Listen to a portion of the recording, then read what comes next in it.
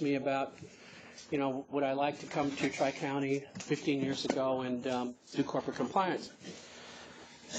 Early in my career, I worked for a company called Rockwell International. At that point in time, Rockwell was heavily involved in the space shuttle program and had a number of other military contracts because they were a major military provider. I was hired to do I was responsible for the corporate safety for lasers. And we were starting to use lasers, they still use them now, for the military would use a laser to target a tank or target a bunker or something like that. So when an airplane with a laser-guided bomb flew over the area, the military guy would target that bunker, just like they kind of use the handheld lasers now. And the optics on the bomb would target on that and fly in and hit it. But at the same time, we were working on particle beam lasers. Now, if you're a Star Wars fan or a Star Trek fan, particle beam lasers were used to, handheld lasers. You could, hit somebody with them and take them out. What they didn't tell you, and what we found out when we were going through the research of particle beam lasers, is that they work very well in a vacuum. If in the vacuum of outer space you can shoot a laser and it's straight and true for hundreds and hundreds and thousands of miles. But in the atmosphere like we have now, we have dirt particles and microscopic dirt particles that you may be able to see, you may not be able to. You can see them in the sunlight and you see the dust line. But when you shoot a laser in the atmosphere, it'll bounce off these dirt particles. And when you intend it to go straight, it may go straight, but it does this and curls off. And it was my responsibility to go and recruit engineers that would help us in developing the engineering part of particle beam lasers. And they exist today. In fact, they existed as far back as around 1978, 79. And there was a gentleman that used to work at NBC on the Today program. His name was John Coleman. Some of you that are my age might know the name, but most of you don't. But John Coleman later became the founder of the Weather Channel. He was a very animated guy when he was on Today, and he'd be known that if he was doing the weather and it was going to rain, he'd take up a sponge and he'd hold it over the map. He said, it's going to rain over Montana, and he'd squeeze the sponge and it would rain. I mean, the water would fall down. And he was that way. And then after he founded the Weather Channel, he was the primary meteorologist on the Weather Channel. And one day, I was in a motel room. It was about 7 o'clock in the morning. And John Coleman came out, and he had one hand over his eye, just like this. And he says, I suppose you want to know I have one hand over my eye, but last night we lost one of our weather satellites. And so the one on the west coast was inoperative, and all we could see is the east coast and the south, but we couldn't see very much on the west coast. And they didn't know why that weather satellite wasn't working. Could have been a technical malfunction, or could have been something else. When I was recruiting, I was at Rochester, New York, and I was recruiting at an engineering school called Case Western Reserve, 2 days before that. And I was recruiting design engineers, and they said, Don, you want to see our neat laser weapon we have? And I said, sure. So they took me to this place, and basically it was underground except for this dome. And they took me to the facility, and they had this great big underground facility, huge, 4 or 5 stories high, and they had these giant capacitors. And capacitors are nothing more than the ability of a thing to store electronic power. So that when it's released, they can release it at a certain range or a certain power. They had huge amounts of these things. And I said, well, what do you do with these things? Well, this is where we store electricity for our particle beam laser. And they said, but we only can do this at night because during the day, the capacitors take so much electricity that the entire city of Rochester would go blacked out. So he can only do this stuff at night so he can get enough power to charge these things and figure out how to use them. I said, well, that's pretty neat. But how do you fire this thing? And he said, well, you go up there, and they showed me above the surface there was this small dome, and they opened this dome up. It's like this. And you can't see it, it doesn't come above ground, but there's this object about 6 feet long, and it's about, probably 4 feet around, so 2 feet in diameter, about 4 feet around. And all it looked like was they had a rod about this long, and they had tubes going around it, and the tubing is cooling water. And he said, what we do is we take it out, and we open the dome sometime around 2, 3 o'clock in the morning, and we fire it up into the air. And I said, where does it go? And he said, well, we have this star up here that we're pointing to, but we don't know if it ever gets there or not, because the star's 2, 3, 5 light years away, 10 light years away. But we shoot at it. And I said, you ever hit it? And he said, we don't know, but we do know that when we do fire it, that sometimes we intend it to go here, but it goes over here, it goes over there, because of dirt in the clouds or dirt in the atmosphere, and the ionosphere has electrical charged particles that interferes with it, so we have no idea where it goes. 2 days later, John Coleman's doing this. And although there was no direct association with that, and nobody ever came out publicly and said that, it appears as though the Case Western Reserve up in Cleveland, Ohio, or up in Rochester, New York, fired a particle beam laser and took that satellite out. Now, that's the story that I like to believe. And I really believe, and that story actually did happen. And but that's how science, back in the 70s, was going. And now that same laser that they had back in that period of time, I haven't seen one in a while, is probably a fourth that size and can do twice the amount of damage. Now, after I left Rockwell International, and I did the compliance for them with regards to laser safety. And then I went to work for a company called Abbott Laboratories, and Abbott Laboratories is best known for erythromycin, but we do a lot of work in HIV drugs. So Enfamil is one of the byproducts they have as well, Selsun Blue. But I was involved in making medical-grade IV tubing that we all use, and also involved in making the test tube stoppers for blood work. So the lavender tops and the red tops and the green, all that stuff means something, and we would be involved in making that stuff. And we had to be involved under the rules of the Federal Drug Administration. We had to be involved in what we called good manufacturing practices, and that meant that we had to be able to trace the chemicals that we bought from a supplier from the time we bought it, and then we had to make it up and mix up the rubber, we called compounding, and add these ingredients to be able to do the medical stuff that needed to be done.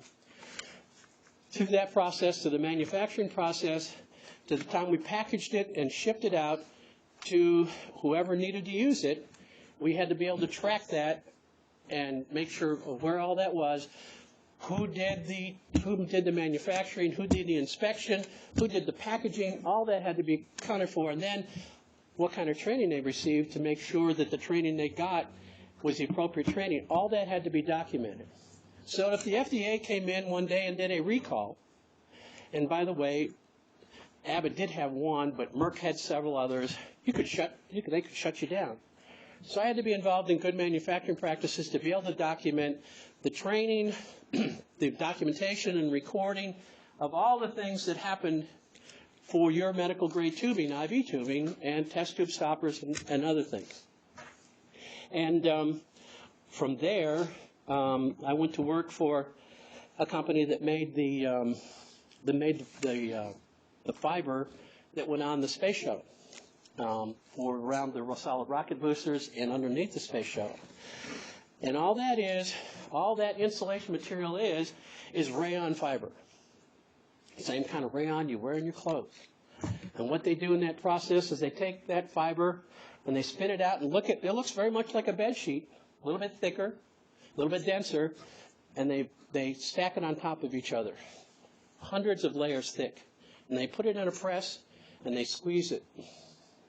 And when you squeeze something, it creates energy, it creates heat. And that heat charcoals and bonds that rayon fiber together. So when it's done, that compression is down from here down to about this thick. It's as solid as a rock, and you can mill it. You can then make different shapes. And each one of the individual space tiles on the space shuttle are unique. They have their own size, their own identification. And we had to be able to track that manufacturing process from the time we started making that rayon fiber. And rayon fiber is nothing more than wood pulp and sulfuric acid. That's all it is. And we had to track it through there, through the manufacturing process, through the shipping process, so that we could make sure that the appropriate quality of the rayon fiber was what went into making that shield for the space shuttle and the solid rocket booster. So I've had kind of a long career. After that, I went into banking, and we went into the Reg CC and how to make sure that funds that you and I deposit in a bank are available to us. And if you have a hold on your account, why you have a hold on your account. So if you deposit a check and it's a check that's drawn on the bank, it's what they call an on-us check, and you can have your funds almost available immediately. And if you have a bank where it's local, you have normally a 2 days hold. And if you have a bank that's coming in from someplace else, you have a 7-day hold. Now, most of that's pretty much gone away now because of electronic funds transfer and that kind of stuff. But we had to be able to monitor those things so it was done appropriately. So the statement that you received every month from your bank was right. And so I've had kind of a long indirect and direct relationship with corporate compliance. And one day when I was out in my yard doing something, Bob Ryan came up to me and he said, "Don, what do you know about corporate compliance?" And I flippantly said, "Well, what do you want to know about it?" So and they just started up because of CARP, a compliance program for Tri-County. Can you do that? I said, "Yeah, I could do that, but I don't want to do that." "Well, why not?" I said, "Because if you do it right, corporate compliance is as boring as you can get, and you don't have any friends. Don't have any friends when you do corporate compliance, because you put yourself in a position that, in some cases, either what you did goes or it doesn't go. And most of the time, there's not a question. There's not so much of a gray area. It's either done right or it's not." And my philosophy of compliance is have a consultant mode. Find out if there are issues. If there's issues, do training, get it fixed, and move on. But in some cases, you can't do that. And so I told him I didn't want to do it. Didn't want to do it. And he said, "Well, what would you like to do?" I said, I'll do operations. I'll be more than happy to run a facility for you or do some consulting for you, but I don't want to do corporate compliance."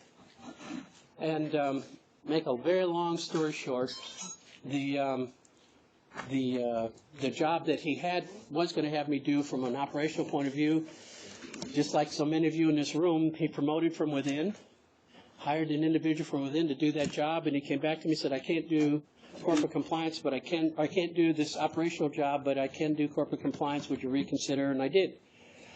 So I came back and I interviewed with the directors at that time, and Arlene was there. She's been here a few more years than I have, and they were gracious enough to hire me, and we started the corporate compliance program back in 2002. 2002 was the first year that Tri-County was doing a renewal for CARF. And the CARF renewal inspection was going to be in October, November of 2002, and it was August when I came. And in this very room, Bob Ryan, we would almost like holding church, wasn't it, Arlene? We would bring the CARF manuals in, and every one of the people that were assigned CARF responsibilities, and Leanne remembers it, Mel remembers it, we would bring our CARF books in, we'd open them up, and he'd literally go chapter and verse of that CARF manual and saying, "What did you do to do this? How did you meet this? What are the policies we have to write?" And talk about tedious. It was terrible. And if you think I'll put you to sleep after the hour, we were asleep halfway into this thing. But he'd catch you. He would catch you and go, "Okay, what do you know?" And we would go through that book piece by piece by piece. And I came to him sometime in in late September, and I said, hey, I'll run this for you. I'll do it for you. No. Mm-mm. And that year, that first year that I did in 2002, was the first time we had 0 recommendations with regards to the CARF thing. Wow. 3 years later, we had a renewal, and Bob finally did let me run the thing, but we did pretty much like he'd done, chapter and verse, sitting in this room with every one of the supervisors during QAI, sweating over this stuff. But we had a good foundation from the time before in terms of policies, procedures we had to write, and all the kind of things that backed up what we said we were doing. And for the first time, the same things that we saw at Lakeland Outpatient were the same things that we saw at Winter Haven Outpatient, were the same things we saw at Highlands Outpatient, and the same things we saw at Wauchula Outpatient. And we standardized things and made things pretty much the same. And the little differences in the residential because of the programs, but the treatment plans look the same. And with Mel's overlay program and JASA, the treatment plans look pretty much the same. The notes look pretty much the same. So when the CARF surveyors came into Lakeland, and unfortunately it was Heather and some other people Lakeland out, they were the guinea pigs because CARF would spend most of their time here reviewing what was going on, and when they left here and went to the other places, they already knew what was going on. And the same thing at Razoo. We spent most of the first day at Razoo, and Leanne and her people at that point in time, Nelda was there, and they took you through the mill. More than back than it is now. The second time, the process was going very, very, very, very, very, very well. But just like we had done in the CARF process 3 years before that, they started here, then they went to Razoo. And the only issue they found was the fact that we didn't have a statement of how at Razoo and level 2, how if rights were taken away, how they would be restored back. We did restore rights if they did something wrong, but how they restored back. And that was the only recommendation we had that year. One. And we corrected it that day, put a new policy and procedure in, and moved on. And one recommendation. 3 years after that, it came back. We did the same prep, but we provided them, the surveyors, with a book that outlined every CARF standard there was in the book and showed them exactly what policy and procedure related to that. That year we had 0. And then 3 years ago, we had another review, and all of the clinical pieces, everybody did great on. 0 recommendation. 0. When he got to administration, I had 5. 5. And I was so happy before then because administration stuff was always pretty much clean. And this guy came in and had 5. And when I queried him on it afterwards, he had been a CARF surveyor for years, and he said, Don, we saw your CARF reviews over the past 3 reviews, and we know that if we dig hard enough, we're going to find something, and we did. And they found 5. And so we immediately addressed the 5, and most of them were what we consider secondary in nature, but the CARF, if you have, just like in corporate compliance, if it's in the book, you got to do it. It's not a gray area. It's how you have to do it. So then this past year, which I said 3 years ago I would never go through another CARF review again. And I imagine most of the senior staff and supervisors swore they would never go through one of these again because they'd be retired or something. Amen. Yeah. And this year we came back up through again, and they reviewed all the standards, and again, the clinical and residential section came through 0 recommendation. 0. And they did an excellent job. And Becky helped me this time under the guise that I'm transitioning out, so I'm going to give it to her. And she kept saying no, no, and I kept saying yes, yes. And we would argue, and we would do it. And we ended up with 0 clinical, and Don ended up with 1. And this time I ended up with 1 because with our accessibility plan, I had identified the barriers to accessibility, and I had identified projects to help clear out the projects that could be cleared out, but the other ones we didn't mention, and because I didn't mention them, that we would address them some of the time, I got hit for that one. And again, because it didn't say it in the book. Now, I have to tell you that there's some people in this room that will tell you with a straight face, we're not going to be around 3 years from now to be able to, or 3 years from now to be able to guide it through again. So me and Arlene and some of the others will be gone. And hooray. And if I was sitting in your seat, I'd go, yes! But retirement, not gone, but retirement. Retirement. I don't know, the way this job is, it could be gone. So anyway, that's my story. Number one, I really believe that I was part of a thing that really took out a weather satellite. I really believe that. Although I was only there just because I was trying to recruit people.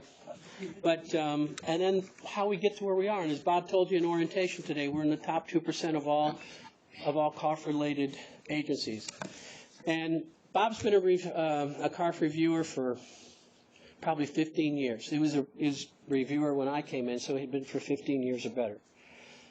And then I became a CARF surveyor, and I would go out to different places, and I would see what other substance abuse agencies or other types of rehabilitation facilities would do. And we would bring some ideas back, but some of the things that we did back in 2003 or 2002, 2005, and so on, the CARF surveyors took our stuff back and incorporated it into their programs. And now Becky has been a CARF surveyor now, and just started, and so that tradition of excellence has continued at least into the CARF reviews. But the influences and the things that you guys give us, and it moves up through and allows to incorporate the things that we do in this agency reflects in the CARF sense. And again, it's all your fault. It's all your fault. In my senior year of high school, I was in the choir. Can you believe that? I was in choir. Anyway, I had my senior annual. I was in the senior annual. The choir director said the success of our choir is partly your fault. I'll pass that on to you. The success of this agency is partly your fault. And whether you like it or not, you have that responsibility, and you do it very, very well. So thank you. So now we're going to talk about corporate compliance and what's it mean. And we have to let everybody know what it is about corporate compliance and what we do. And I made this handout. And again, wasn't for the fact it was a command performance. I thought you were just here to hear me talk, but obviously we got to get through this. And what we want to do is we're going to provide you with an understanding of the regulatory environment which the agency operates in. We're going to provide you an overview of corporate compliance and the components of the corporate compliance plan. And we have a CCP. And to provide attendees with an understanding of documentation requirements. And we're going to do that. Now, there's a bunch of laws and regulations. We talked a little bit about what the FDA does with regards to people in the food industry and within the health and care industry. And we work within those. But we have laws and regulations that compliance looks at in terms of employment and discrimination. Our agency is made up of people. And because of the fact that if people make up this agency, we're not robots. So there's certain laws that we have to be cognizant of to make sure that people are treated fairly. Now, how do you define fairly? Fairly is only what's fair to you. Not to anybody else. So we have to make sure that the laws are applied evenly across the board with regards to employment and minimize or eliminate discrimination, or even the perception of discrimination. Because if it's fair to me, it may not be fair to you. So we have to weigh those things very much on a scale where we have blind justice and we weigh it out, see what the things are, and apply it. And we have governance, licensing, and certification. Governance. This agency is run by a volunteer board. The volunteer board doesn't own any part of Tri-County. But they're there to govern this agency, to make sure policy and procedures are put out right, to make sure that the chief executive officer discharges his day-to-day duties and delegates his authority to make sure the agency runs right. And some of us here help transmit that delegation of authority from him to you, and we have to make sure that that's done appropriately. There are some things that governance says you have to be aware of. The policy and procedures that you see on the board at every location are the things that the board of directors has required us to post. From a licensing point of view, because we're primarily a substance abuse organization, we have to comply with the state laws under 65D30 and how we run a substance abuse organization. A mental health organization is run completely different. They do not require a facility to be licensed, but they do require that the individual that's giving mental health treatment is licensed. So if you're a psychiatrist, you're licensed. If you're giving clinical treatment, you better have an LRMC or an LCSW or a licensed family therapist, something like that, to be able to provide the service. And those people working under you, you have to sign off that they did things the appropriate way. Us, as Tri-County, because we're primary substance abuse, we have to be licensed at our facilities to give this treatment. Under certifications, there's certain things that we have to make sure, under the definition of services, that you as individuals are certified in the things that you do for those that require certification. In the time that I've been here, in the short 15 years that I've been here, and yes, it really has been short, we have seen the requirements for providing services under Medicaid, where you could get by with a bachelor's degree under Medicaid and do certain things. Now it's almost, you have to have a master's degree, and now it's moving to licensure.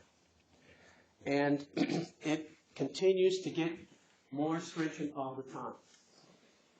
And compliance has to be able to make sure that you that are giving services are meeting the appropriate certification. A job description is sort of a certification. We have certain minimum requirements that we require you to do to be able to do the job that you're doing. And all of you in this room have passed that certification requirement from a job description. All of you have done that. And it's up to us to make sure that we apply what's in the job description appropriately so that you're doing the job you're hired to do. The next one is protection from abuse. In some facilities, we have a term called seclusion and restraint in some agencies. We do not do that here. But we all have a responsibility, because of the person served having some kind of vulnerability, that we protect that person served from abuse. And we have a number of policy and procedures that do that. Also, we protect the person served for health and safety, but we also protect you guys from health and safety point of view with regards to certain OSHA laws that require certain things to be able to make sure that we have a safe environment for you to work in. We have, from everything from cleaning the restrooms to making sure that things are disinfected to making sure that back in the day before OSHA came in, toilets could be this high, could be this high. They set the standard. There's overhead doors for certain things had to be a certain height now because of a standard thing where semis could back into it. They had to be a certain height and it couldn't be less. So we have a responsibility to protect the health and safety not only of the client but also of you, which translates into the physical environment.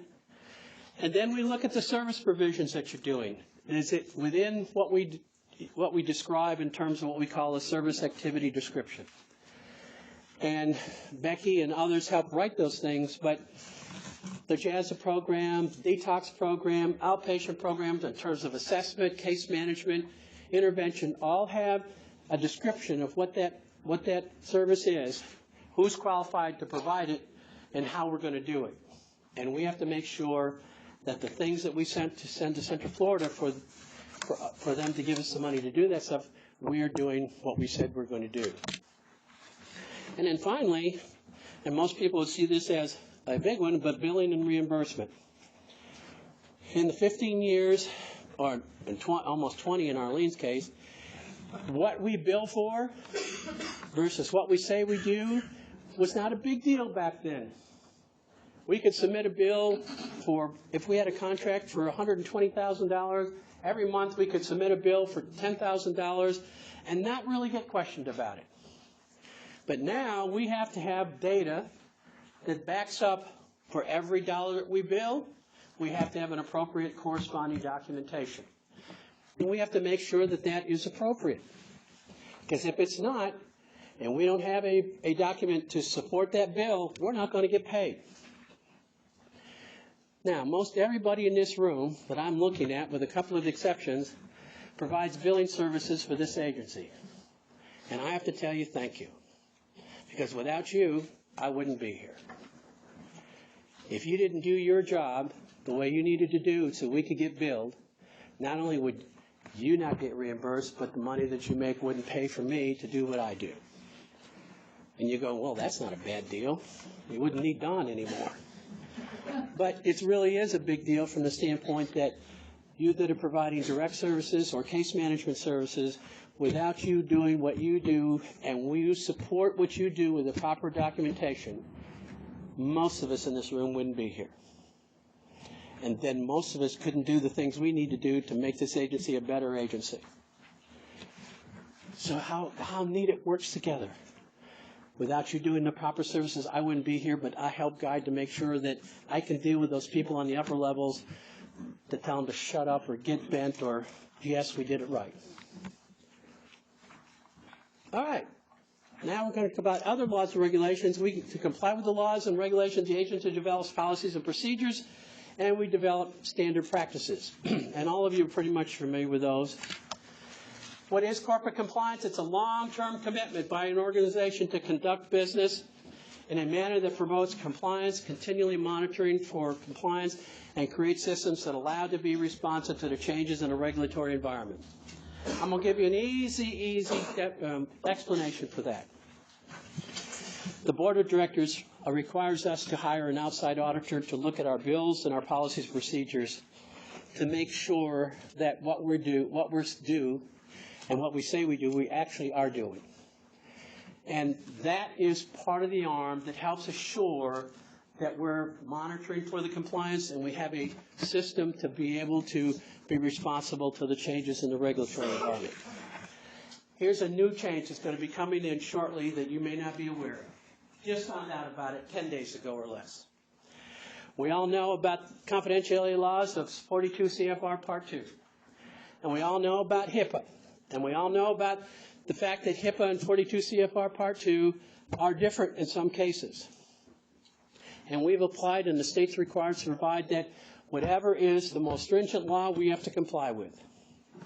And we know that one of the most difficult things with 42 CFR Part 2 is that the client has to consent for disclosures. So if we have something and we disclose it to the probationary officer because the client said it was okay, and now the probation officer needs to tell the court, under 42 CFR Part 2, the probation people have to have a consent that allows them to commit to the courts. The Center for Medicare Services has just recently announced a change to that going through public comment that will take that requirement out of the system. So once the client gives consent, the release of information, it can be redisclosed at any point in time that needs to be redisclosed. And for those of you that deal in direct services, that might turn your hair and the small hair on your back up on end going, oh my God, what are they going to do? And the reason that they had, as Heather talks about in her class in confidentiality, the reason that they put that part in was to help eliminate the stigma for substance abuse and addictions. You don't want your employer to find out that you were treated for addiction issues. It's supposed to be confidential. And if they take that provision out, technically, if the employer pays an EAP company to do EAP, that stuff could come back and haunt you. Can't have that.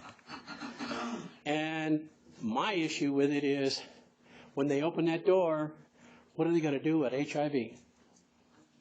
Will that be under attack as well? Time will tell. But that's one of the issues that's coming up. And the reason that they're doing this is because everybody's been required under the federal government to move to electronic health record.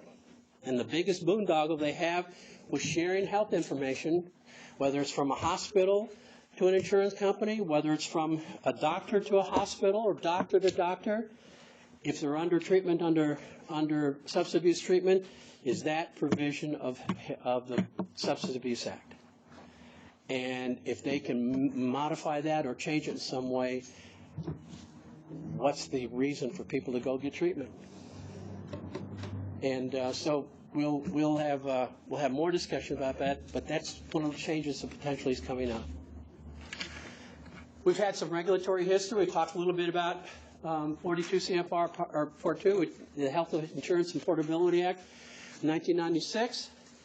And there were some neat things about HIPAA that changed. Under 42 CFR Part 2, if a client didn't pay the bill, you didn't have to see him. And under HIPAA, that rule has been modified somewhat. And we're able to deal with that a little bit, but HIPAA has a little bit stronger language. And then we had the Balanced Budget Act of 1997, which agencies must work together and share information. Well, we just talked about what happened with 42 CFR Part 2. Enhanced authority of exclusions, beneficiary incentives, and a 1-800 hotline for reporting fraud was put into there. There's what we call the False Claim Act, which we had back in the Civil War, but was revised in 1996, which we're finding more and more cases of fraud because people were sending false claims in for Medicaid to pay or Medicare to pay. And it prohibits the submission of a false claim or making a false statement in order to secure payment of a false or fraudulent claim from the government. It provides for fines up to $5,500 to $11,000 per claim.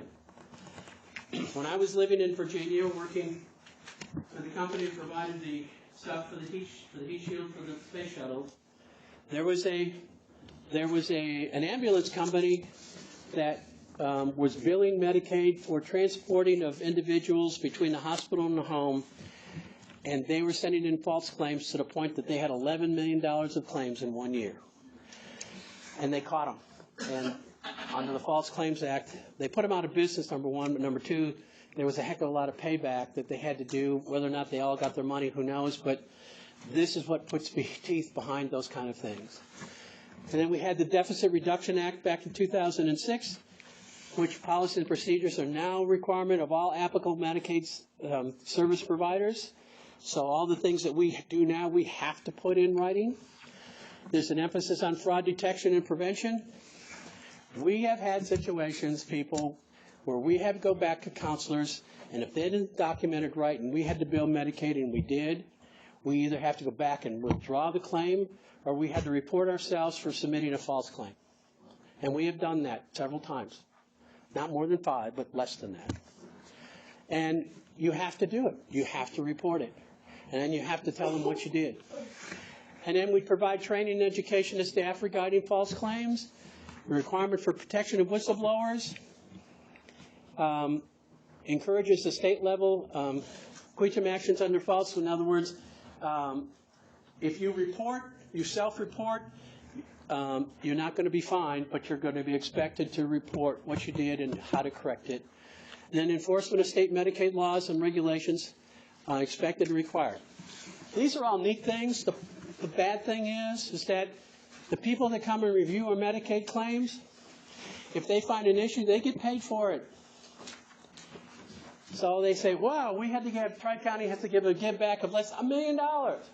And of that $1 million, they get a percentage of that. There's a problem with that. But that's what's happening right now. Now, we talked about acronyms a little bit earlier this morning. And who's the OIG? It's the Office of Inspector General. That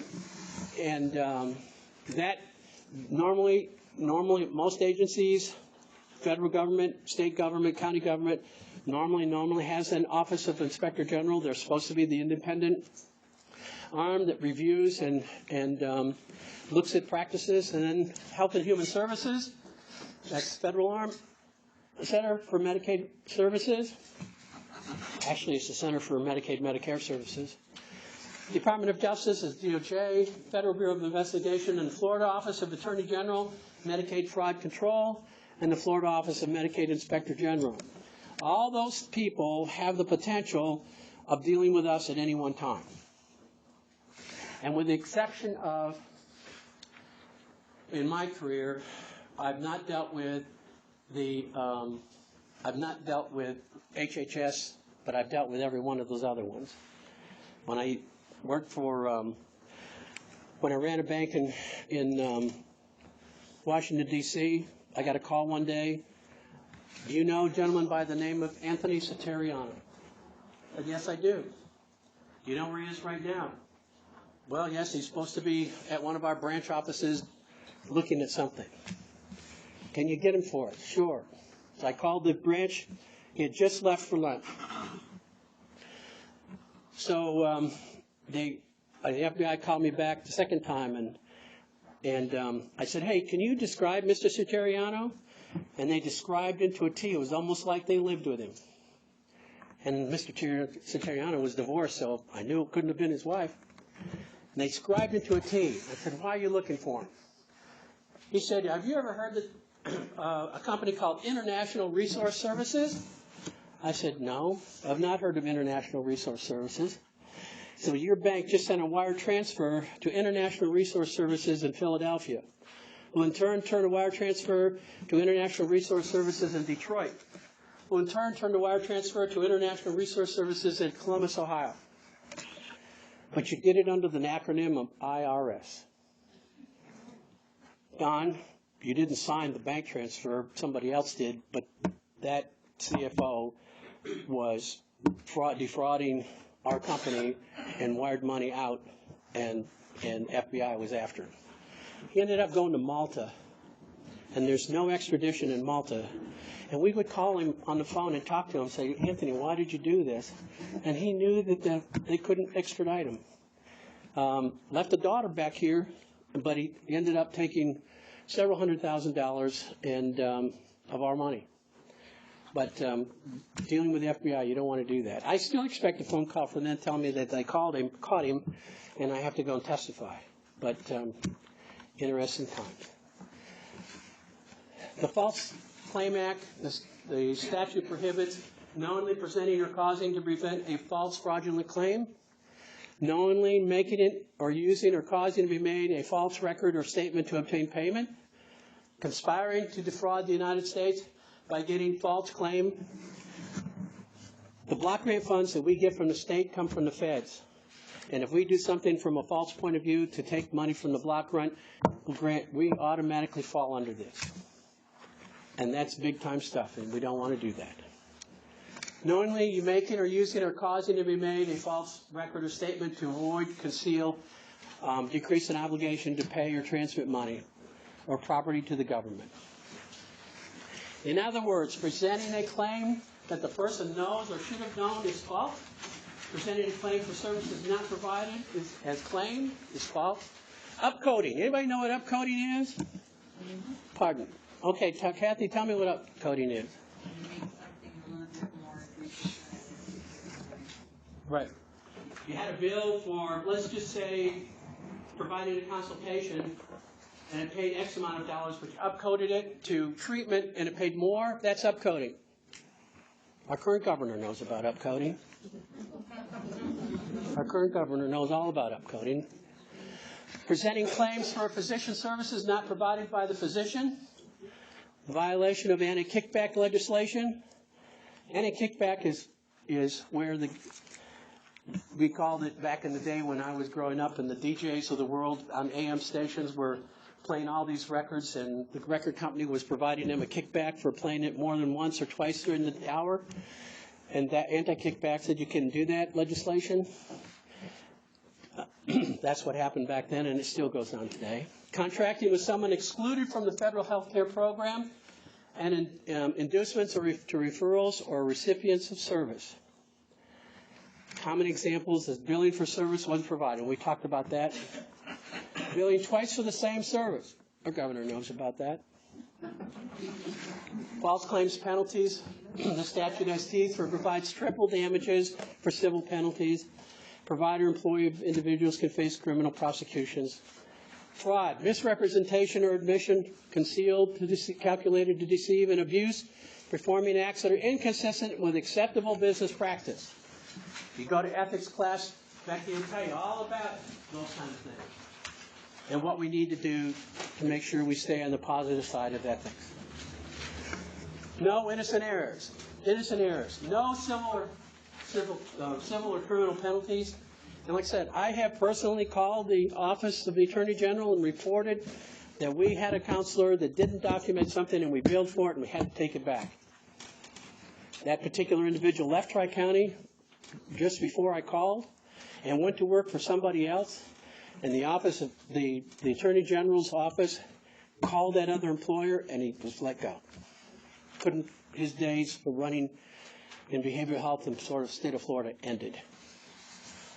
Provider must return the funds erroneously claimed, which we did. Prosecution will require criminal intent to defraud or actual knowledge of the claim being false. So, again, this has teeth, and we've been there, done that. Honest mistakes and innocent errors happen, and we got to demonstrate our ability to, and our controls, how to assign. And one of the internal controls is when you find it, you report it. That's what we did.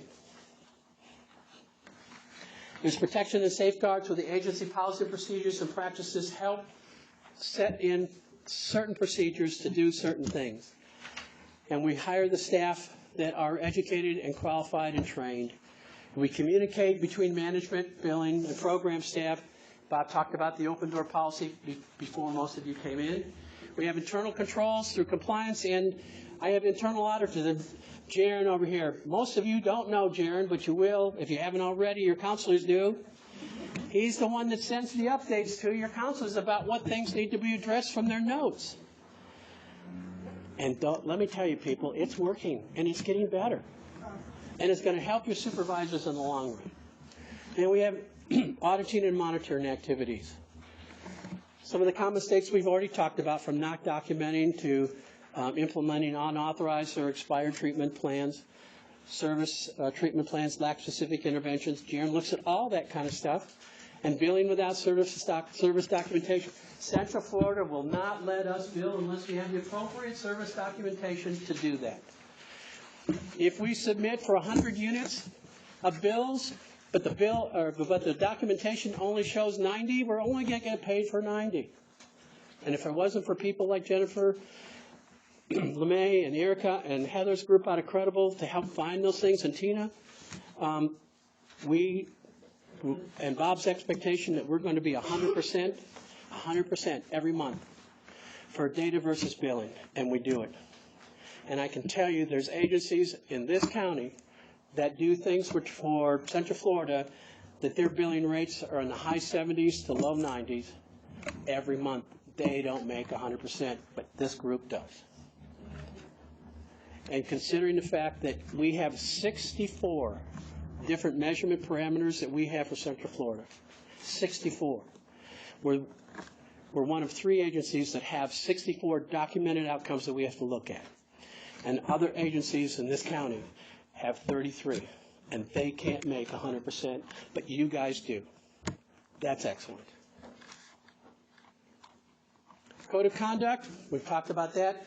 We distribute the ethics and things to you, and you sign that you receive those things. The employee handbook in plain, understandable language. Don't take this the wrong way, because most of you are very educated individuals, but we write that handbook to the 6th grade level. And we do it for a reason. Because I find that the higher educated people are, the less they understand at any one time. I had a friend, graduated from MIT, went to work for Kodak. He was one of the people who helped develop that instant Kodak. It was a copy of the Polaroid. But he couldn't hardly drive his car down the road. You know, he knew how to start it, but putting it into gear and moving it down, he couldn't drive a standard at all. And that's why we write it to the 6th grade level. We try to clearly express the commitment to compliance by board and management. We try to communicate our commitment, and we have clear expectations of our board, of management and employees, contractors, and agents. We have policies and procedures if we hire somebody as a contractor or an agent for this agency, what they need to do to represent us and what our expectation of them are. So, we set a formal organized system intended to prevent, detect, and respond to misconduct committed by employees and other agents. And I have to tell you, I think we have every day incredible, we have something like 1,000 or 2,000 services a day. Maybe, how many? How many? Now, a lot doesn't tell me anything. Is it more than 2,000? How much? How many? 10,000 services a month. 10,000 services a month you guys do. In this little agency. Pardon? No, doesn't include the insurance. Okay. And we have to try to maintain some kind of sense of that. If it wasn't for the people in the accounting areas to help us with that, and the people with the credible to help us with that, to give you guidance and help provide training, it couldn't get done. And so that's the kind of neat things that you guys do to make it good. When we have an audit, the outside auditors come in, just like I do for CARF and have my stuff laid out for them when they come in, they'll know exactly what policies and procedures are set for exactly what the standard is. They do it the same way for the outside auditors. And they do a good job with that. Benefits of a corporate compliance plan: find your weaknesses before Medicaid does, or before Central Florida does, or before Medicare does, or before third-party HMOs. Promote ethical conduct, which we try to do. Communicates agency's commitment to regulatory compliance. We educate staff. It drives a more efficient and effective operation, improves financial health, and defends the organization because there may be litigation and payback fines, and we want to mitigate that so it's minimal to none. The 7 elements we have are written policy and procedures, compliance, oversight, training. We talked about that. We base it upon the laws. We try to adhere to them. We revise when we need to. Here's some of the areas we get into: code of conduct, conflict of interest, billing, education, reimbursement, everything that goes in there. The oversight is corporate compliance and the compliance committee, which is Bob Ryan, myself, and the board. Oversights through the board and management staff. There are certain things that I have to get the board to pass on before we can move on it. For example, if we make changes in insurance, if we make changes to the retirement plan, if we make changes to the organizational authority, it all has to pass to the Board of Education. And in finance, if we make some changes within finance, there are certain budget requirements that require things to be done over. The board has to be part of it and has to approve it. And then effective methods to report compliance-related issues back to the board. Those are my issues you've got in your handout. We won't go through those now. And we include, this is going to be regular and mandatory training once a year to include the content of the plan, overview, department risk, how to report noncompliance, confidentiality. We've talked about non-retaliation. Non-retaliation is a big thing that people need to know, that if they report something, it won't be retaliated. We have an open door policy and methods to report. Enforcement of compliance standards you have in your handout. And I want to go to this one here. We're going to go to, wrong one. Here's the list of some of the things that we look at. When I put it up here on social media,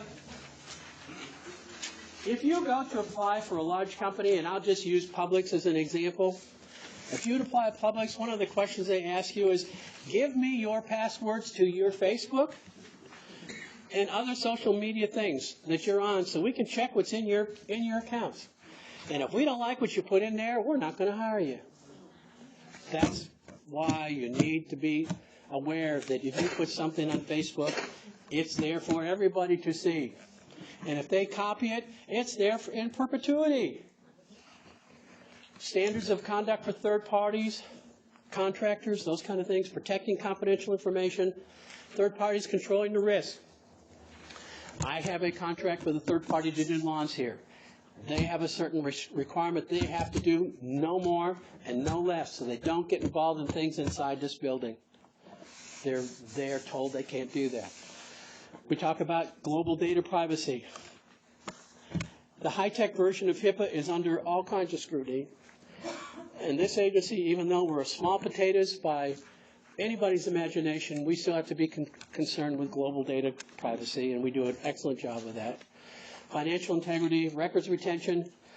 We have a policy on records retention. Even though we have the AHR, we're going to decide how we're going to do, once it gets past the 7th year, what we're going to do with those records. Still have to decide that. Working with the government, compliance to HIPAA, protecting health information. Any questions? We appreciate, I'll tell you, I just thought it was popular that I was doing the thing, but I appreciate the fact that you're here and talked about corporate compliance while we're doing it. And if you have any questions, get with Linda or myself, and we'll be happy to answer it.